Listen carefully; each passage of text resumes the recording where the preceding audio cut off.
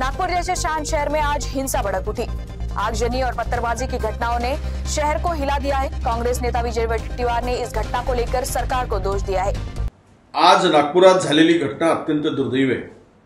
दोन गटामध्ये झालेला तणाव, दोन समाजामध्ये झालेला तणाव, झालेली दगडफेक, जाळपोळ, खरं म्हणजे नागपूर सारख्या शांत शहराला कुणाची तरी नजर लागली असं म्हणावं लागेल।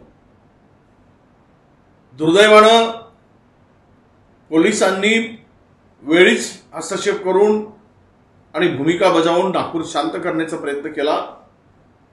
या सगळ्या परिस्थितीमध्ये पोलिसांनी वेळीच धाव घेतली, परंतु मुळात ह्या घटनेसाठी जबाबदार कोण?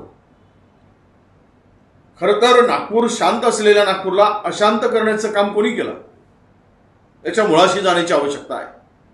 गेली 4 महिने सत्तेतील एक मंत्री बळबळ करत आहेत, दोन समाजामध्ये दरी निर्माण होईल, दोन धर्मात दरी निर्माण होईल अशा प्रकारचं वक्तव्य वारंवार केलं जात आहे।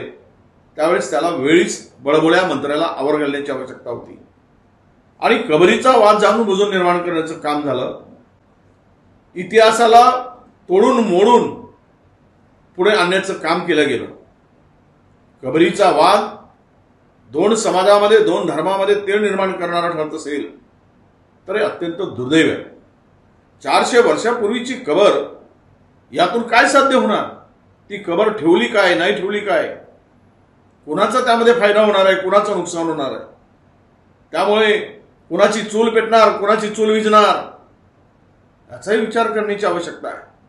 मी सर्व जनतेला आणि माझ्या सरकारला सुद्धा आवाहन करू इच्छितो की तुम्ही ही कारवाई करत असताना त्याचा उद्रेक कुठून झाला आणि त्याची सुरुवात कुठून झाली आणि जो यामध्ये दोषी असेल, अशांतता पसरवण्यासाठी, दंगल घडवण्यासाठी, हे वातावरण दूषित करण्यासाठी, जाळपोळ करण्यासाठी त्याच्यावर कारवाई झालीच पाहिजे।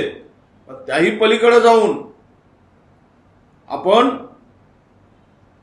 या समाजामध्ये दोनही शांती कशी नांदेल यासाठी पाऊल उचललं पाहिजे।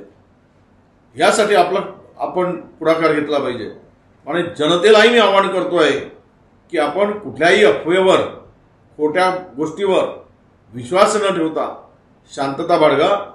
नागपूर हे दीक्षाभूमी, बाबासाहेब आंबेडकरांच्या पावन झालेल्या पदस्पर्शांनी पावन झालेली भूमी।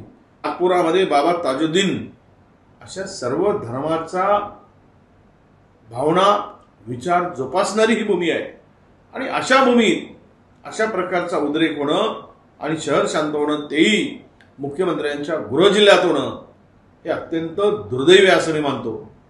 आपण सर्वांनी या घटना जी झाली ती झाली, पण यापुढे तरी आपण शांतीच्या मार्गाने सर्वांनी जावं आणि कारवाई कोणीही किती मोठा असो त्याच्या तळाशी जाऊन ही कारवाई व्हावी अशी अपेक्षा सुद्धा मी या निमित्तानं करतोय आणि जनतेलाही आवाहन करतोय, आपण शांतता ठेवावी, यापुढे कुठलाही अनुचित प्रकार होता कामा नये याची काळजी घ्यावी अशी विनंती सुद्धा मी नागपूरकर जनतेला करतोय।